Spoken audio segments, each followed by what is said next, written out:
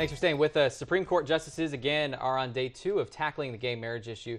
Today they considered the 1996 Defense of Marriage Act, which prevents same-sex couples from getting benefits like federal tax breaks when one of them dies. Today, Attorney Jay Davis is here to talk about the legal implications of overturning Proposition 8, which they talked about yesterday, and then doing away with DOMA. So we just heard the story of a woman, 83 years old, her partner of 40, apparently it's a wife. I guess she's legally married somewhere? No, she wasn't married. It was her partner. 44 years, died. She couldn't get any federal benefits out of that. So tell me about that. And this is DOMA. Why not give gay couples the federal benefits of being married?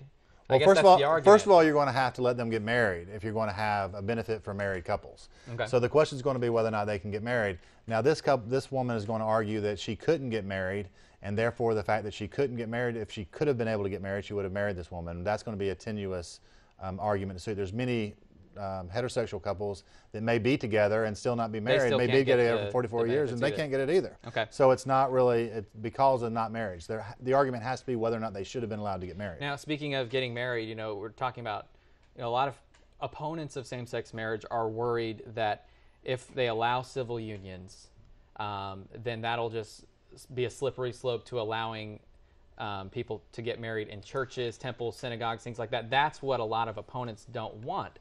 Now, do they have a valid argument? And if the Supreme Court overturns, well, unless the Supreme Court does something that it should never do, which it very well might. There's no doubt the Supreme Court might do something that it shouldn't do. But unless there's supposed to be a separation of the religious institution, which was considered the church, not necessarily religion and not necessarily belief in God. That's not supposed to be separate from our government, but the institutions are. Okay. And those institutions are the synagogues, the churches, all of the different mosques or whatever the different religions may have for their place of worship and their congregation. And if those people chose to, if the Mormons say this is what it takes to be married, they have the right to do that. If a Baptist church decides you can't get married if you've been married before, but won't there be lawsuits that will follow that? I mean, you allow civil unions. Isn't the next step allowing people to get married? Well, what should defend it in those religious institutions should be the separation of church and state clause.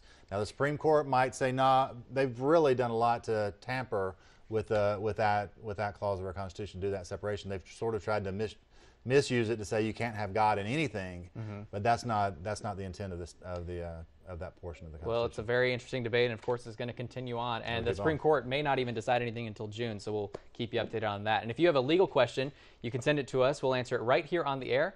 Just email it to itsthelot@41nbc.com. And when we come back, Chris will give us another look at our forecast. Stay with us.